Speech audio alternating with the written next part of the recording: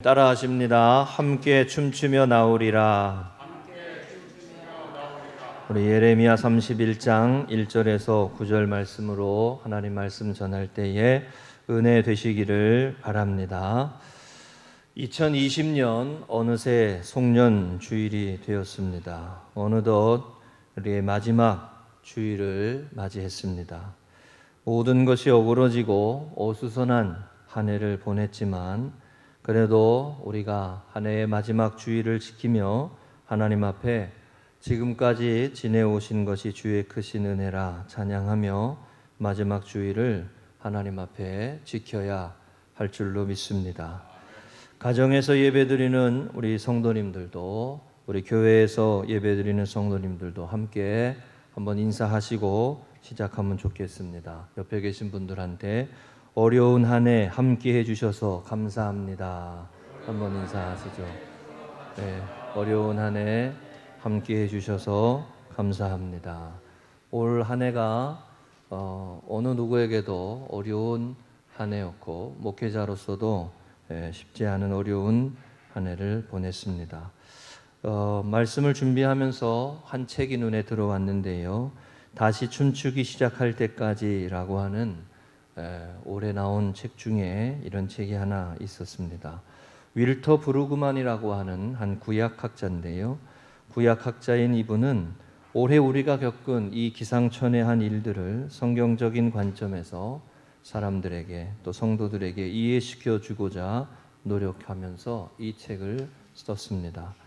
놀랍게도 우리가 올 한 해 겪은 또 지금도 겪고 있는 이 당혹스러운 슬픔과 불안과 또 불확실성의 이 시대는 성경에서 보면, 구약학적인 시각에서 보면 유례없는 사건만이 아니라는 것을 말해준다는 것입니다. 우리 교회 가정에서도 결혼식이 취소되고 연기되는 그런 아픔을 겪고, 또 올해 졸업식이 취소되고, 또 예배는 함께 모여서 예배를 드리지 못하고 온라인으로 드리고, 바이러스가 확산되는 것을 방지하기 위해 일상의 모든 모습들을 또 조정해야 하는 어려움을 겪고 있습니다. 사랑하는 이웃들이 죽음과 고통으로 내몰리는 소식들을 들어야 하고, 끝내는 사회적인 또 의료 시스템이 무너질까 걱정하는 그런 모습들을 지나고 있습니다. 그런데 성경에는 우리가 겪고 있는 이런 슬픔, 이런 불안, 또 상실과 불확실성의 모습이 우리만의 이야기가 아니고 이스라엘 백성들이 겪어야 했던, 하나님의 사람들이 겪어야 했던 또 똑같은 이야기들이었다는 것을 가르쳐 준다는 것입니다. 출애굽의 시대에 겪었던 이스라엘 백성들, 포로기를 겪었던 이스라엘 백성들, 그리고 사무엘 이후로 왕을 세워서 좋은 왕이 세워지기를 바랬지만 그러나 다시금 무너지고 또 폐허가 되어버리고 광야로 내몰리는 그런 이스라엘 백성들, 하나님의 사람들의 이야기가 성경에서 우리에게 보여주시는 말씀입니다. 하나님의 자녀로 부름을 받고 택함을 받아서 이스라엘 백성들로 살아가지만 그러나 그들의 삶 속에서도 항상 적과 꿀이 흐르는 땅에 살아가는 축복의 모습만 있었던 게 아니라 무너지고 포로가 되고 다시 광야로 몰리는 모습이 있었다는 거죠. 그런데 성경은 끝내 하나님께서 이스라엘 백성들과 함께 하셔서 그들을 다시금 구원의 은혜로 인도하여 주셨음을 우리에게 말씀하여 주십니다. 출애굽의 역사에서도 포로기의 한가운데에서 살았던 다니엘과 에스더의 모습에서도, 그리고 포로기에서 돌아오는 이스라엘 백성의 모습에서도 이스라엘 백성들을 구원하시고 그들을 회복시키시고 그들을 다시 세워가시는 하나님의 역사를 우리는 성경에서 보게 되는 것입니다. 오늘도 우리가 마찬가지입니다. 이 재앙의 시간들 속에서 오늘 본문에 우리에게 가르쳐 주시는 말씀처럼 다시 기쁨의 춤이 시작될 때를 기다리며 하나님의 인도하심과 하나님의 사랑을 품고 여전히 사랑하고 여전히 섬기고자 애쓰며 새로운 시대를 열어주시는 하나님의 인도하심을 바라봐야 할 줄로 믿습니다. 그 말씀이 오늘 우리가 읽은 예레미야서 31장부터 33장까지 나오는 말씀입니다. 특별히 예레미야 33장 11절 말씀에 이 말씀이 있습니다. 우리 가정에서 교회에서 한번 다 같이 읽어봤으면 좋겠습니다. 시작. 거기서 또다시 즐거워하는 소리, 기뻐하는 소리, 신랑의 소리, 신부의 소리가 들릴 것이다.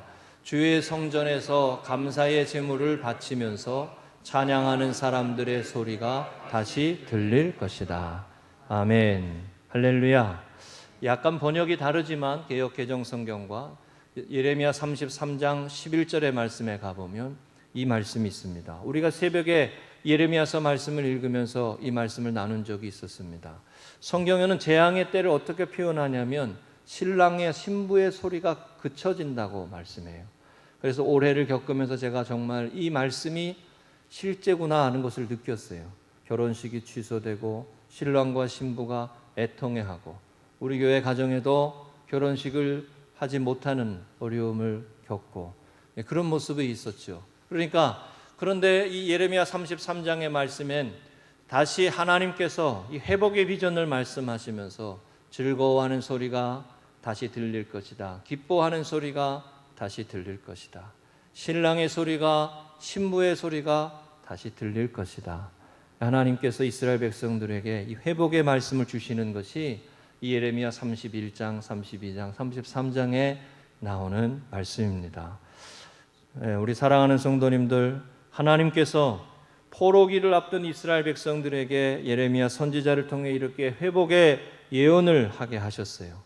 오늘 한 해의 마지막 2020년 한 해의 마지막을 보내고 마지막 송구 우리 송년주의를 지키면서 예레미야 31장 말씀을 통해 주시는 이 회복의 말씀을 붙들고 새 일을 이루시는 하나님의 역사를 바라보는 믿음으로 한 해를 잘 보내시고 마무리하시고 새 일을 시작할 수 있는 우리 금성교회 성도님들, 믿음의 가정들 되시기를 주님의 이름으로 간절히 축복합니다. 세 가지 말씀 나누겠습니다. 첫 번째입니다. 따라하십니다. 광야에서 은혜를 입었나니. 2절에 이 말씀이 있습니다. 여호와께서 이같이 말씀하시니라. 칼에서 벗어난 백성이 광야에서 은혜를 입었나니 곧 내가 이스라엘로 안식을 얻게 하러 갈 때라. 광야에서 은혜를 입었다 그랬습니다. 칼에서 벗어났다는 말은 전쟁의 죽음에서 위기를 지나는 모습, 또 이스라엘 백성들이 아수르와 바벨론의 그 위기에서 벗어나서 광야로 내몰린 모습이었다는 것이죠. 그러나 광야에서 은혜를 입었다는 말씀입니다. 올 한 해를 뒤돌아보면서 유난히 떠오르는 단어가 있다면 광야입니다. 올 한 해 여러분 지나시면서 이 광야라는 단어를 많이 떠올렸을 것입니다. 우리 지난번에 한결이도 이 광야에 대한 찬양을 했던 그 기억이 납니다. 저도 코로나19로 갑자기 큰 어려움을 만나서 잘 다니던 직장을 정리해야 했던 가정에 광야를 읽다라고 하는 책을 선물하면서 이겨내고 감당하고 이겨내라고 기도하기도 했습니다.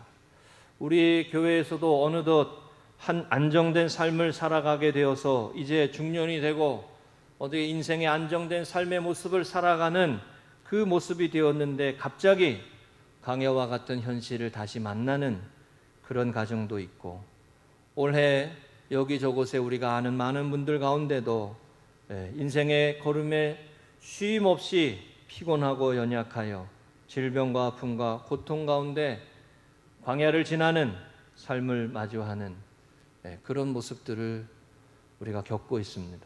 엊그저께도 제 친구 중에 원수라는 친구 있다 그랬잖아요. 원수가 갑자기 전화했어요. 성탄절에 예배 끝나고 들어갔는데 그래서 저는 성탄 축하 웬일로 이 왼수 같은 놈이 성탄 축하를 하려고 제가 전화하기 전까지는 저한테 전화 안 해요. 친구들이. 근데 전화를 했어요. 그래서 반가워가지고 야 성탄절 축하한다고 전화했냐 그러니까 축하했으면 좋겠는데 누나가 암이래 그러는 거예요. 내가 누구한테 전화할 수가 없어서 니한테 한다. 기도해 달라. 갑자기 찾아오는 삶의 위기가 우리의 삶에 언제나 그렇게 있습니다. 저희 아내도 저희 가정에도 주변에 아는 사람들에도 갑작스럽게 그런 이야기를 겪을 때가 있죠. 여러분, 우리 인생에는 광야가 있습니다.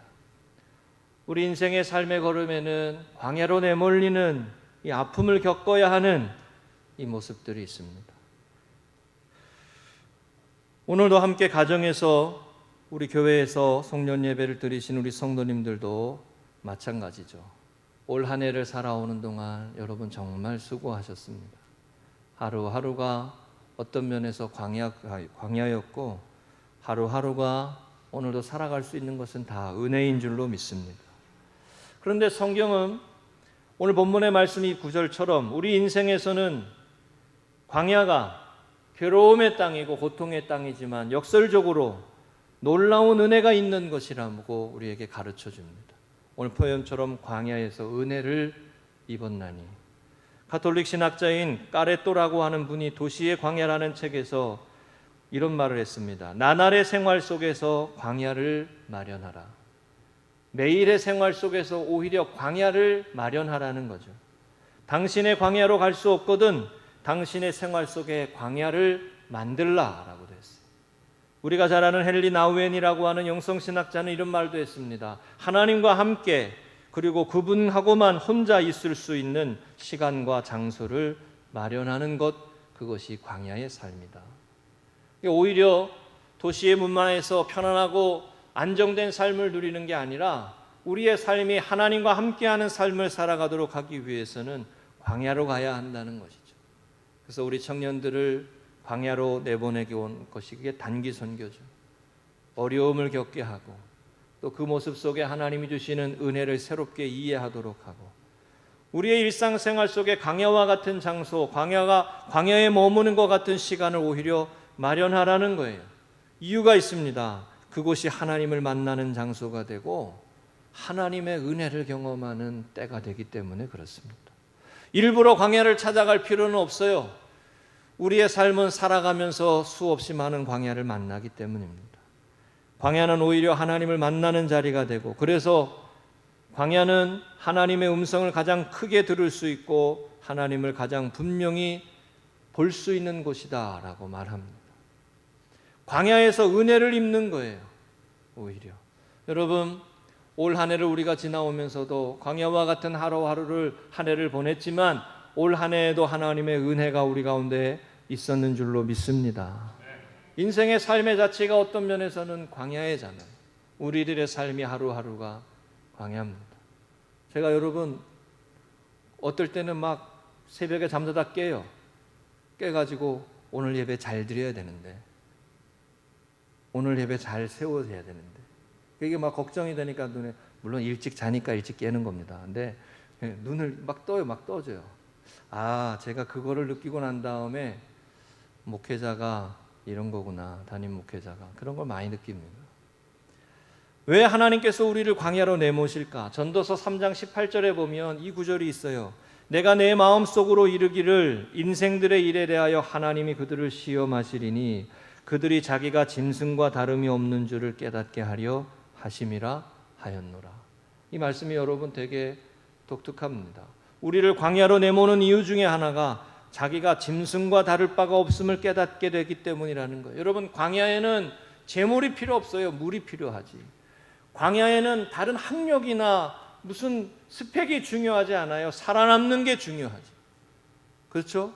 하루하루 살아가는 우리가 가지고 있는 우리가 자랑하는 우리가 세상을 살아가면서 쥐고 있는 그 모든 것들을 다 놔버려야 하는 곳이 광야죠.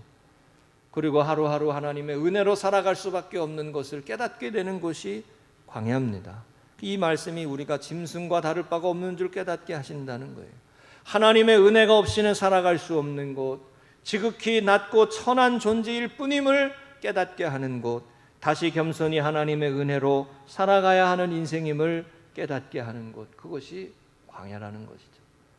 온 교회가 또 믿음의 성도들이 또 건물을 크게 짓고 수를 자랑하고 그것보다 더 중요한 것이 이 광야의 때를 지나며 예배가 소중하고 하나님 앞에 찬양하며 나아가는 것이 소중하고 우리가 그것을 깨닫지 않습니까? 예배를 세워야 하는구나. 하나님을 찬양하며 살아야 되는구나. 여러분, 광야는 교만할 수밖에 없는 인생의 하나님을 다시 알아가는 시간이 되게 하신다는 거예요. 그러나 광야를 지나며 고난을 겪을 때 베드로전서 1장 6절 말씀에 오히려 기뻐하라고 했습니다. 그러므로 너희가 이제 여러 가지 시험으로 말미암아 잠깐 근심하게 되지 않을 수 없으나 오히려 크게 기뻐하는도다. 할렐루야. 저는 계속 말씀드리지만 이 말씀이 그렇게 은혜가 됩니다. 잠깐 근심하지 않을 수 없으나, 인생이 살아가면서 잠깐 근심하지 않을 수 없어요. 그러나 고난을 만나는 우리의 삶의 자리에 하나님의 위로하심이 있기 때문에 다시 기뻐할 수 있다는 것입니다. 여러분, 광야를 한 해 동안 지나오면서 또 내년을 시작하면서 하나님의 위로하심이 여러분의 삶의 걸음에 임하시기를 주의 이름에 축복합니다. 우리의 삶의 자리에 광야에서도 하나님이 주시는 은혜가 있음을 꼭 기억해야 하는 거죠. 올 한 해도 은혜로 살았다라고 우리는 말할 수밖에 없습니다. 2020년을 이렇게 지날 거라고 어느 누구도 생각하지 못했어요. 작년 이맘때에 단기 선교 준비하느라고 막 우리 성지 전사님 보고 제가 막 체근하던 게 생각이 나요. 야, 더 기도해야 돼. 야, 더 해야 돼. 막 여기 증인이 있네 여기. 근데 항상 그 일을 하다 보면 무언가 걸리는 게 하나가 올 것이다. 그런 생각을 항상 하거든요. 단기 선교를 하거나 하나님의 일을 하고자 할 때 뭔가 걸리는 거를 있고 그 고비를 넘어야 된다라는 그런 생각을 늘 하게 되는데, 근데 그게 코로나일 줄은 몰랐어요. 여러분, 갔다 온 게 은혜죠. 갔다 온 게. 우리 선아 자매 같이 못 갔지만 다음엔 꼭 가도록. 아멘. 우리가 올 한 해 2020년 전대미문의 전염병으로 사회 구성원 모두가 광야로 내몰리는 힘겨운 시간을 살았지만 인생이 결코 교만할 수 없음을 깨닫는 시간이었고, 사람이 만들어가는 사회와 세상이 여전히 불완전함을 보여주는 한 해였습니다. 우리가 더 좋은 집을 구하고 더 좋은 집을 가고 더 넓은 집을 가고 더 안락한 집을 찾지만, 그러나 그것이 완전하지 않다는 걸 깨닫죠. 바이러스 하나에 그냥 다 힘겨워하는 시간들이죠. 여러분, 그러나 광야에도 하나님의 은혜가 있습니다. 우리의 삶의 광야에도 그 은혜가 있기 때문에 이겨갈 수 있고 그 위로하심으로 감당하게 되는 줄로 믿습니다. 광야에서 주시는 은혜를 붙들고 올 한 해 마지막 주일을 보내며 또 새해를 바라보며 오늘 본문의 말씀처럼 다시 춤추게 하시는 하나님의 은혜를 사모하며 새해를 맞이하시기를 주의 이름으로 축복합니다. 두 번째입니다. 따라하십니다. 내가 다시 너를 세우리니. 4절에 이 말씀이 있습니다. 처녀 이스라엘아, 내가 다시 너를 세우리니 내가 세움을 입을 것이요 내가 다시 소고를 들고 즐거워하는 자들과 함께 춤추며 나오리라. 하나님이 다시 너를 세우리니 말씀하시는 거예요. 하나님께서 이스라엘 백성들 가운데 다시 너를 세우리니라고 말씀하시는 거예요. 저는 이 말씀을 볼 때마다 얼마나 놀라운지 모릅니다. 이스라엘 백성들이 포로로 끌려가는 것은 이스라엘이 하나님을 거역했기 때문입니다. 성경에 그게 근본적인 첫 번째 이유잖아요. 하나님을 예배하지 못하였고 하나님을 경외하는 삶에 실패했고 말씀대로 순종하지 못했고 정치적으로 살았고 이웃과의 관계에서 사랑으로 살지 못했고 예배가 세워지지 못한 모습 때문이었어요. 그런데 이스라엘 백성들에게 포로기를 말씀하시는 예레미야서의 말씀에 이 말씀이 먼저 나오는 거예요. 내가 다시 너를 세우리니. 여러분, 박종호 씨가 부른 그래도라고 하는 찬양이 있습니다. 그래도. 누가 오늘 댁에 가셔서 밴드에 한번 찾아서 올려주시면 좋겠어요. 이 가사가 이렇습니다. 내가 나를 떠나가도 그래도 나는 너를 떠나지 않으며 내가 나를 버려도 그래도 나는 너를 버리지 아니하리라. 내가 나를 사랑하지 않아도 그래도 나는 너를 사랑하며 내가 지은 죄 많으나 그래도 나는 너를 용서하리라. 내가 천하고 미련하나 그래도 나는 너를 받으리라. 내가 천하고 미련하나 나는 너를 받으리라. 그래도라는 찬양. 그래도. 아까 일부 예배 때 청년들 보고 우리 교사들 몇 명 있었는데 청년들 보고 그런 얘기했어요. 그래도 나는 너를 좋아해. 이런 사람이랑 결혼해라고. 그렇지 않나요? 그래도 나는 너가 좋아. 이런 사람이라. 하나님은 우리 가운데 이런 은혜로 우리를 품으신다는 것이죠. 내가 나를 버려도 그래도 나는 너를 버리지 아니하리라. 그래서 오늘 여기 말씀의 본문에 영원한 하나님의 사랑, 영원한 사랑으로 너를 사랑하였기에 3절의 말씀이 있습니다. 영원한 사랑으로. 하나님께서 범죄한 이스라엘 백성들을 다시 세우겠다고 하시는 약속이 여러분 얼마나 놀라운 말씀인지 모릅니다. 다시 시작하시는 하나님, 다시 세우시는 하나님, 다시 일으키시는 하나님. 할렐루야. 하나님의 역사는 우리의 실패를 넘어서, 우리의 절망을 넘어서, 죽음의, 사망의, 어둠의 권세에 쓰러지는 인생을 붙들고 다시 시작하시는 역사예요. 다시 시작하시는 이 역사가 얼마나 놀라운 은혜인지 모릅니다. 그래서 예레미야 31장, 32장, 33장에 이어지는 이 회복에 대한 말씀에 우리가 32장 27절에 새벽에 이 말씀을 본 적이 있습니다. 나는 여호와여 모든 육체의 하나님이라 내게 할 수 없는 일이 있겠느냐, 이 말씀하셨어요. 나는 여호와여 모든 육체의 하나님이라 내게 할 수 없는 일이 있겠느냐. 무너진 이스라엘 백성들을 위해 예레미야가 기도하며 하나님 앞에 나아갈 때 주신 응답의 말씀이죠. 내가 할 수 없는 일이 있겠느냐. 사람은 안 돼도 하나님은 되게 하신다는 거죠. 무너진 모습에 여러분, 제국의 길을 가고 세상의 가이사의 길을 가는 사람들은 무너뜨리고 넘어지고 하는 것으로 끝나버리지만 하나님은 다시 세우신다는 것이죠. 여러분, 우리가 하나님을 믿는 사람이라면 다시 세우게 하시는 이 하나님의 역사하심을 믿어야 합니다. 가정이 허물어져도, 교회가 허물어져도, 내 인생이 허물어져도 하나님을 붙들고 하나님의 약속의 말씀을 믿고 다시 시작하게 하시는, 다시 일으키시는, 다시 세우시는 이 하나님의 역사하심을 믿어야 할 줄로 믿습니다. 여러분과 제가 한 해를 보내고 새해를 시작하면서 다시 시작하게 하시는 이 하나님의 역사하심을 믿으시기를 바랍니다. 제가 목회를 하면서도 어떤 가정, 이런 가정 봤습니다. 이혼의 위기가 와가지고 담임 목사님이 가가지고 애통해하며 두 분을 붙들고 기도했어요. 밤늦게 신방을 받지 않으려고 하니까 저녁 늦게 가가지고, 그리고 그 가정이 무슨 내용인지는 저에겐 다 말씀하시지 않았기 때문에 다 몰라요. 그렇지만 그 가정에 놓고 붙들고 기도해요. 그리고 그분들을 권사님으로 세워가고 직분자로 세워가고, 그래 그 가정이 회복되어져 가는 거예요. 여러분, 이게 하나님의 나라의 역사인 줄로 믿습니다. 깨어지고 무너지고 허물어지고 다시는 이제 안 될 거라고 생각하는 모습들을 넘어서서 회복하며 나아가시는 것이죠. 나는 모든 육체의 하나님이라 내게 할 수 없는 일이 있겠느냐. 여러분, 이 말씀 붙들고 믿음으로 또 한 해를 보내고 새해를 맞이하시기를 주의 이름으로 축복합니다.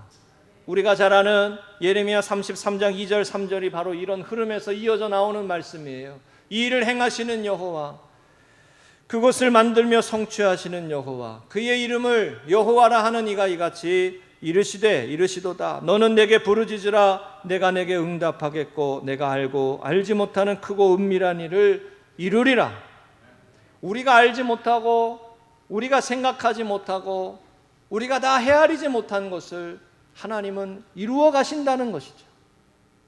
내 생각과 내 계획만이 아니고, 여러분과 제가 새해에도 2021년에도 무슨 일이 있을지 모릅니다.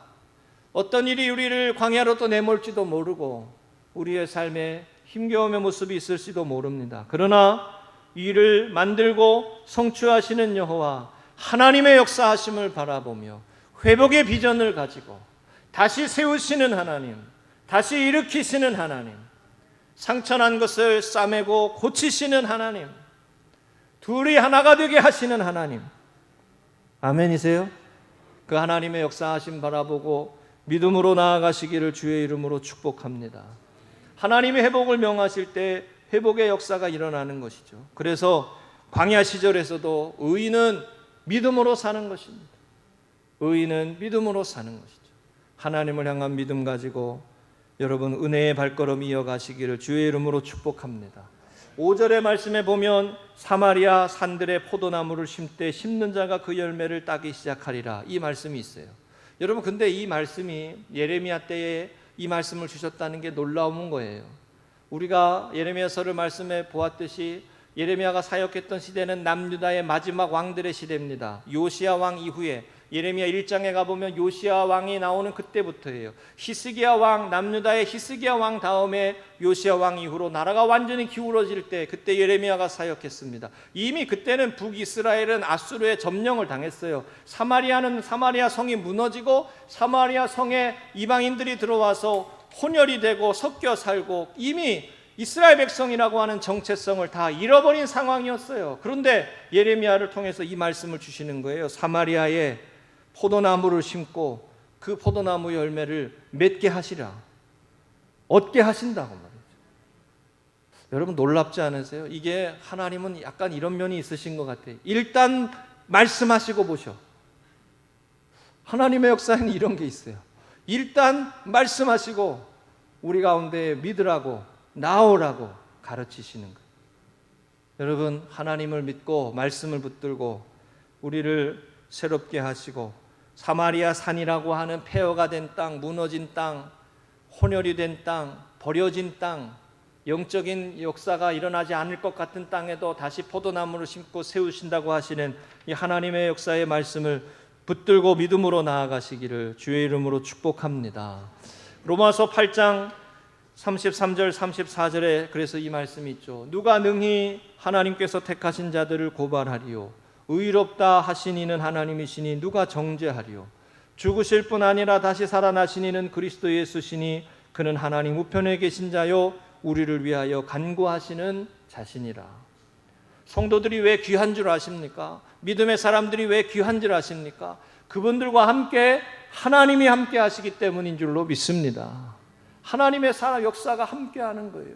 그리고 로마서 8장 37절에 이 말씀이 있죠. 이 모든 일에 우리를 사랑하시는 이로 말미암아 우리가 넉넉히 이기느니라.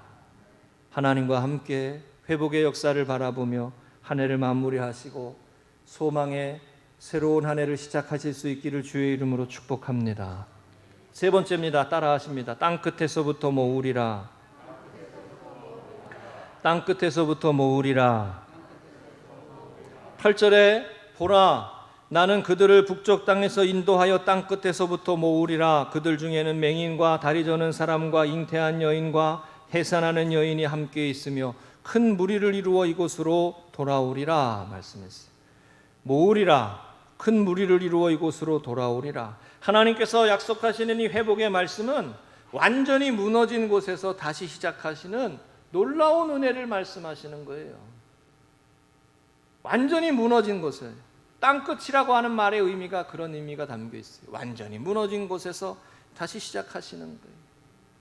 여러분 우리 박 권사님이 밴드의 한 해 영상을 정리해서 올려주셨는데 제가 그 영상 보다가 참 우리 교회가 한 해 동안 어려움 중에도 잘 지냈구나 그런 생각이 들더라고요. 한 해 동안도 여러분 우리 교회가 은혜 가운데 그래도 잘 지냈구나.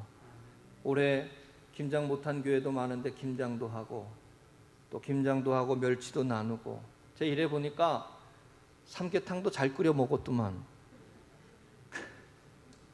네?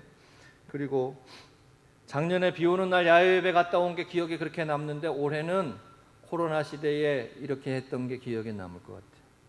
네. 지난주에도 우리 식당에서 약간 국수를 같이 먹는 게 있었어요. 근데 제가 국수를 먹으면서 책임은 내가 진다 그랬어요. 그거 먹으면서. 네. 제가 지금 하시면 안 돼요. 지금은 하시면 안 되는 거예요. 우리 교회가 그래 정감 있는 교회예요. 정감 있는 교회. 서로가 협력하고 서로가 힘이 되고.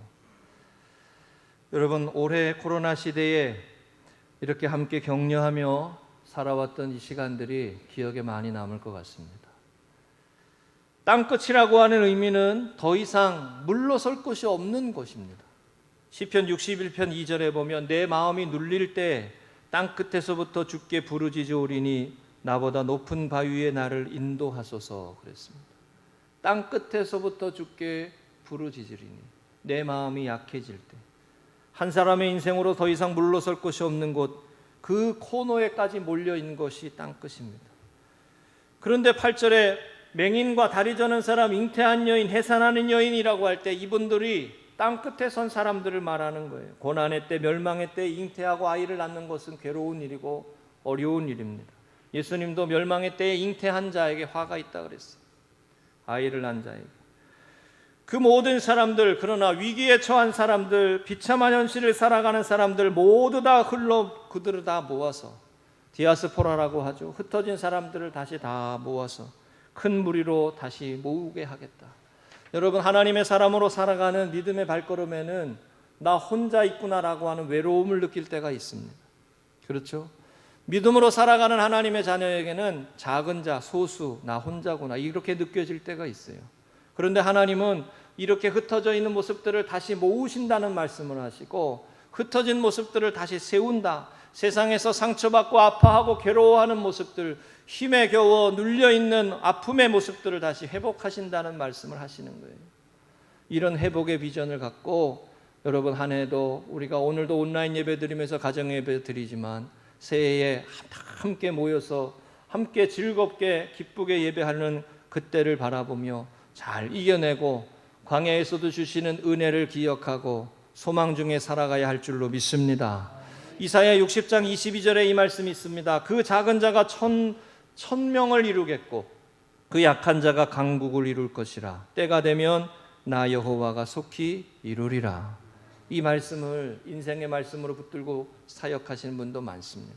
하나님은 우리의 삶 속에 작은 자를 이루어 큰 자를 부끄럽게 하시고, 그런 우리의 하나님의 역사로 우리를 인도하시죠.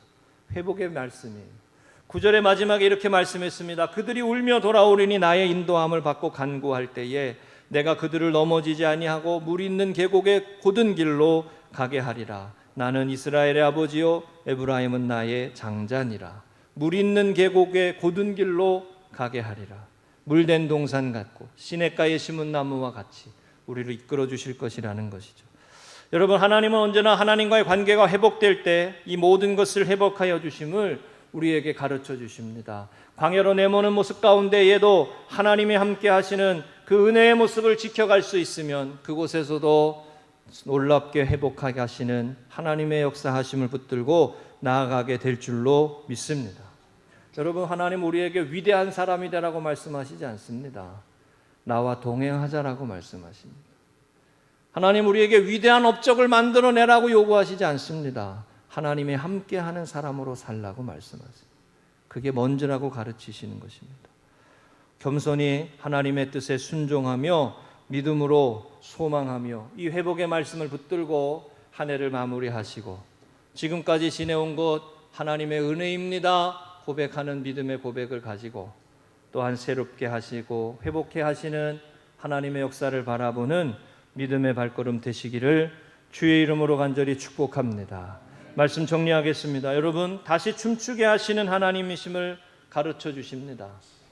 회복에 대한 말씀을 주십니다. 오늘 특별히 송년주일 예배를 드리며 이 말씀을 붙들고 우리 교회가 나아갈 수 있기를 바랍니다. 어느 교회는 보니까 감사 운동을 하는 걸 봤습니다. 그럼에도 감사하자고, 그럼에도 어려움 중에도 감사하자고. 여러분, 다시 회복하시고 다시 모아들이시는 은혜의 주님이심을 고백하며 영원한 사랑과 긍휼하심으로 우리를 인도하시는 하나님의 은혜가 우리 성도님들의 삶의 걸음에 올 한 해를 마무리하고 새해를 시작하는 이번 주간에 여러분과 저의 삶에 가득하시기를 주님의 이름으로 간절히 축복합니다.